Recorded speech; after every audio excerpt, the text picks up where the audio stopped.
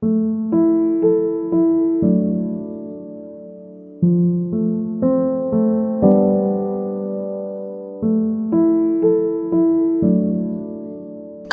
harusnya menjadi ruang aman untuk belajar dan tumbuh. Namun, di balik tembok pengetahuan, ada kisah-kisah yang jarang terdengar. Dalam 5 tahun terakhir, laporan pelecehan di lingkungan perguruan tinggi meningkat. Namun, sebagian besar kasus berakhir tanpa kejelasan hukum.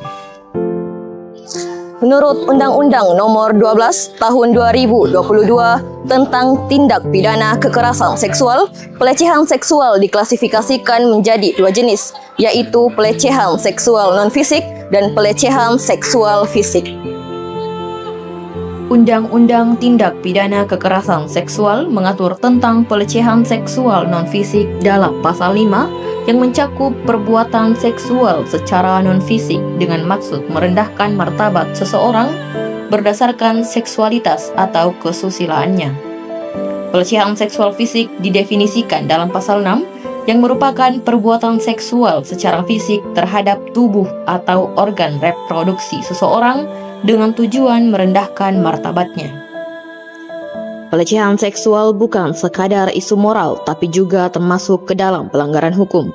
Data survei Kemendikbudristek per Juli 2023 menunjukkan bahwa perguruan tinggi menjadi lokasi tertinggi kasus kekerasan seksual dengan 65 kasus. Ya, ini menarik sesungguhnya ya, karena soal pelecehan seksual apalagi, ini memang hal penyakit yang cukup terjadi di berbagai kampus di Indonesia. Jadi secara nasional memang kalau diandaikan indeks persepsinya kejahatan seksual di kampus itu sangat luar biasa. Dan tentu saja korbannya karena mahasiswa itu adalah subordinasi biasanya, hanya karena persoalan nilai ya. Persoalan nilai, persoalan apa, dan macam-macam administrasi, sehingga kemudian korban yang paling potensial untuk kejahatan seksual di lingkungan kampus kita memang itu adalah biasanya mahasiswa. Tapi memang tidak terlepas dari juga antara mahasiswa dengan dosen, mahasiswa dengan mahasiswa, dosen dengan dosen. Yang jelasnya di dalam bidang akademik kita, di lingkungan akademik. Nah, pentingnya ini memang sangat strategis, saya kira sangat urgent sekalipun, karena memang ini terkait dengan soal bagaimana dampak. Bahkan saya sering katakan bahwa dampaknya ini setara dengan dampak narkoba. Karena memang ini bawaan yang sangat luar biasa yang terjadi di kampus kita. Tapi untungnya memang secara hukum ada 2 hal saya kira, baik dari Kementerian Pendidikannya kita, maupun secara hukum. Karena sebenarnya kalau terminologi soal kejahatan seksual itu kan bisa kita dekati dari 2 pintu masuk, khususnya untuk lingkungan akademik. Satu berdasarkan Permendikbud, dan yang satunya tentu berdasarkan bidang hukum pidana, karena ini kan masuk ranah wilayah hukum pidana. Kalau yang satunya memang upaya pemerintah melalui Kementerian Pendidikan untuk mengatasi penyakit ini, quote-unquote, yang sama dengan penyakit narkoba, bahkan sama dengan penyakit itu ya, tindak pidana korupsi sesungguhnya. Lalu kemudian yang kedua adalah bidang hukum, karena memang kalau dari sisi Permendikbud memang sifatnya administratif, sanksinya juga administratif. Tapi kalau bidang hukum pidana misalnya, itu memang bagian dari penegakan hukum, dia sifatnya represif. Jadi memang ada yang preventif, ada yang represif. Urgensinya sangat penting dan sangat mendesak. Secara terminologi sebenarnya, karena saya tadi membagi, kalau Permendikbud itu kan sebenarnya administratif sifatnya. Pendekatannya adalah pendekatan preventif, pencegahan sifatnya. Kalaupun terjadi, kalau pilihannya misalnya korban di lingkungan akademik, mau menyelesaikan berdasarkan Permendikbud, tapi ingat bahwa Permendikbud itu sifatnya preventif, pencegahan. Kalaupun terjadi, penyelesaiannya adalah proses administratif. Sanksinya juga adalah sanksi administratif. Tapi itu pilihan bagi korban sebenarnya kita di kampus ya, karena kalau merasa tidak puas dengan bekerjanya Satgas misalnya di universitas, karena kewajiban dari Permendikbud itu adalah dibuatnya Satgas. Nah, Satgas inilah kemudian yang membuat berdasarkan Permendikbud itu untuk dalam rangka pencegahan. Tetapi perlu diingat bahwa Permendikbud ini sifatnya administratif. Kalaupun ada penyelesaian yang preventif sifatnya, kalau dalam bahasa awam disebut dengan musyawarah sesungguhnya. Jadi musyawarah, pertemuan antara korban dengan pelaku di lingkungan kampus, difasilitasi oleh Satgas, hasilnya nanti tentu sanksinya adalah sanksi administratif. Mungkin misalnya bagi dosen, itu sanksinya adalah kenaikan pangkat, sanksi administratif. Fakta ini menegaskan pentingnya peningkatan upaya pencegahan dan penanganan kekerasan seksual di lingkungan kampus. Sejalan dengan tujuan Permendikbudristek nomor 30 tahun 2021 yang menegaskan bahwa kampus wajib menjadi ruang aman dari kekerasan seksual. Untuk menekan angka kasus ini, pemerintah mewajibkan perguruan tinggi untuk membentuk Satuan Tugas Pencegahan dan Penanganan Kekerasan Seksual atau Satgas PPKS. Satgas inilah yang menerima laporan, melakukan investigasi, hingga memberi rekomendasi sanksi. Per 2025, seluruh perguruan tinggi negeri di Indonesia telah membentuk Satuan Tugas Pencegahan dan Penanganan Kekerasan Seksual atau Satgas PPKS, dan sekitar 109 perguruan tinggi swasta juga sedang dalam proses membentuk Satgas PPKS. Lalu kemudian memang yang pertama, berdasarkan Permendikbud itu memang setiap kampus di seluruh Indonesia itu harus dibentuk Satgas, satuan tugas. Jadi satuan tugas inilah tidak hanya sifatnya adalah proses ketika ada masalah baru bergerak, tetapi sifatnya juga adalah preventif. Contoh misalnya sosialisasi. Lalu kemudian, nah tapi kelemahannya adalah daya paksa Satgas itu misalnya, karena sifatnya memang Satgas itu rekomendasi ya. Karena hasil rekomendasi misalnya kalau ada masalah, diselesaikan antara korban dengan pelaku, lalu diselesaikan oleh Satgas, sifatnya adalah rekomendasi, karena memang begitulah jenjang administratif di dalam hukum. Tapi biasanya inilah yang terjadi secara nasional ya, tidak hanya di kampusnya kita. Saya kira yang saya katakan tadi bahwa Satgas itu kadang-kadang quote and quote oleh mahasiswa, oleh dosen-dosen atau korban, biasanya kelihatannya bahwa pelaksanaan proses yang dilakukan itu kadang-kadang tidak memuaskan. Bahkan ada kata-kata tidak memihak, sangat birokratis. Nah itu dalam by proses ya, tetapi juga memang Satgas itu selalu saya katakan, harusnya Satgas ini membuat standar operasional prosedur berdasarkan Permendikbud itu. Contoh misalnya, berdasarkan rekomendasi Satgas melihat keadaan, karena ini kan parsial sebenarnya, tergantung misalnya kalau di UNM atau di UGM, di UI tentu circle-nya, lingkungannya tentu berbeda ya. Nah itulah salah satu kegunaan Satgas di situ adalah mapping dulu sebenarnya.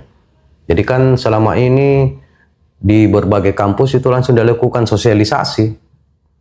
Berdasarkan Permendikbud itu pun kadang-kadang sosialisasinya sangat normatif, sehingga kadang-kadang tidak efektif. Harusnya tugas pertama dari Satgas itu adalah melakukan mapping berdasarkan kebutuhan dari tiap universitas di mana Satgas itu berada.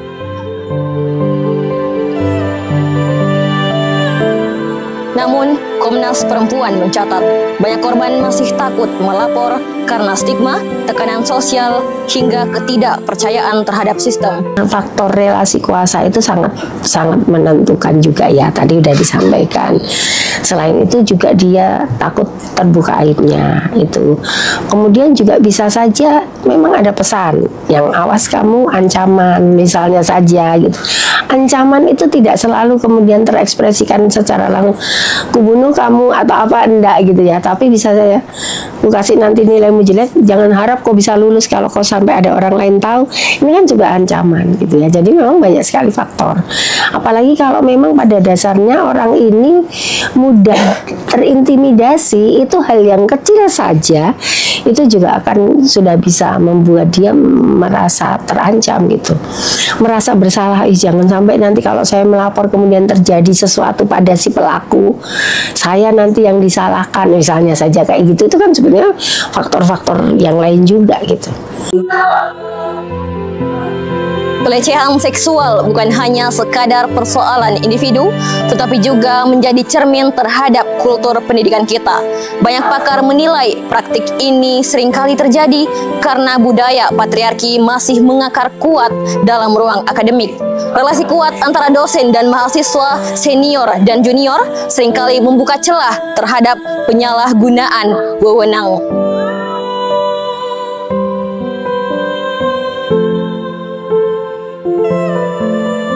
Lalu, bagaimana dunia pendidikan seharusnya menjawab persoalan ini? Mari kita dengarkan pandangan pengamat pendidikan di Universitas Negeri Makassar tentang tantangan dan peran kampus dalam memberikan ruang belajar yang aman bagi semua.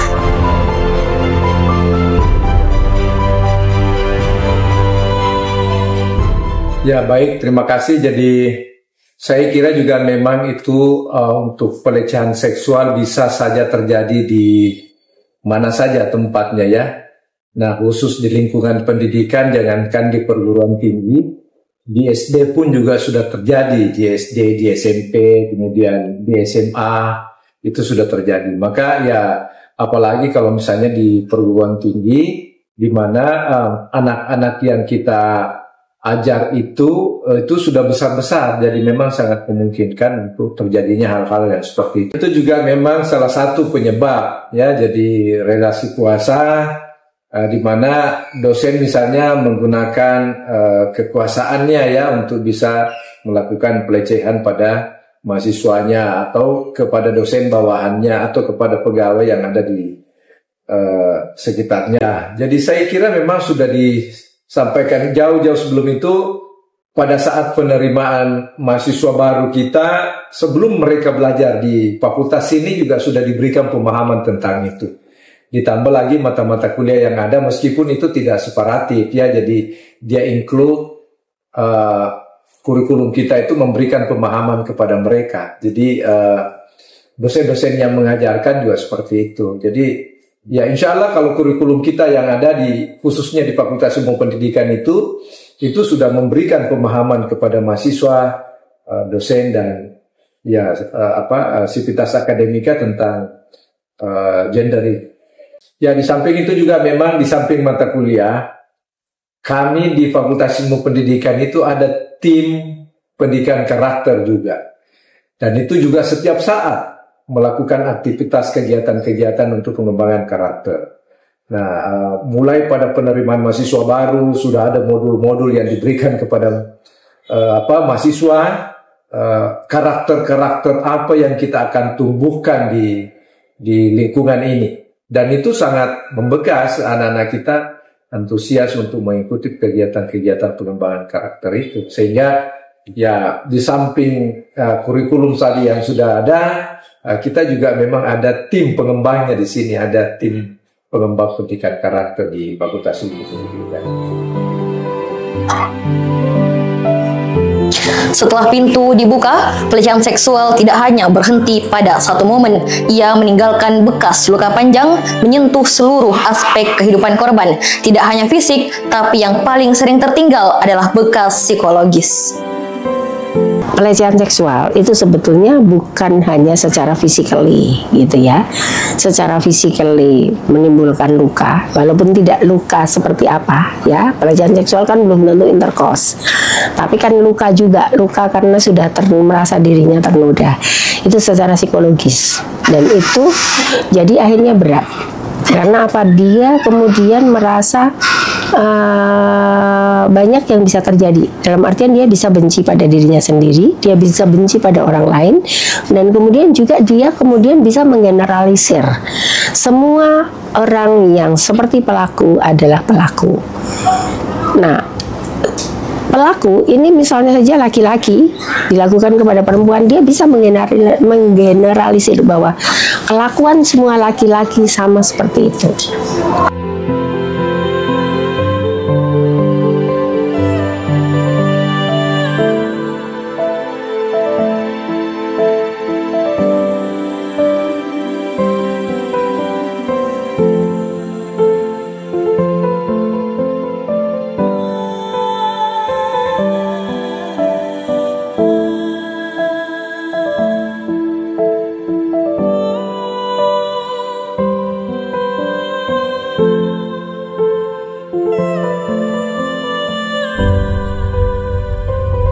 Pelecehan seksual di kampus bukan hanya soal pelanggaran hukum, tetapi juga merupakan pengkhianatan terhadap nilai luhur pendidikan.